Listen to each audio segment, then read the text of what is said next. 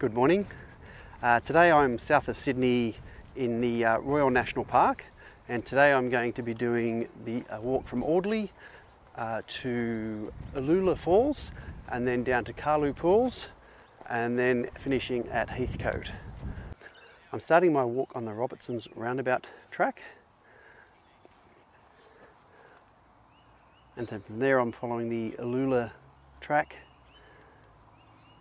and then across to the Karloo track to Karloo Pools, and then back up to Heathcote.